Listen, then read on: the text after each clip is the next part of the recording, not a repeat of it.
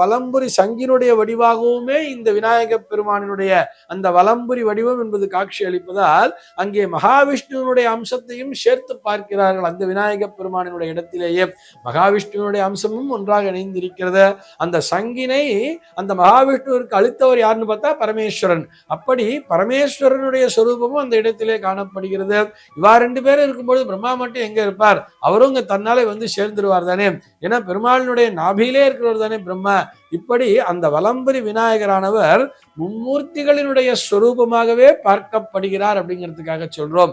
இப்படி படைத்தல், காத்தல், அழித்தல் என்று 3 தொழில்களையும் செய்யக்கூடிய அந்த மும்மூர்த்திகளினுடைய ஸ்வரூபமாகவே ஒரு பிரணவஸ்வரூபனாகவே அந்த பிரணவ மந்திரமாகிய அந்த ஓம்காரத்தை தன்னுடைய அந்த உருவிலே அந்த முகத்திலே உள்ளடக்கியவராக காட்சி அளிப்பவர் தான் இந்த வலம்புரி விநாயகர். இவரை வழிபடுவதன் மூலமாக மனதிலே தெளிவு என்பது கிடைக்கிறது, பயம் என்பது அறவே நீங்குகிறது, ஞானம் என்பதும் பிறந்து விடுகிறதுன்னு தான் அந்த விநாயக பெருமானினுடைய அந்த தாத்பரியமாக சொல்கிறார்கள்.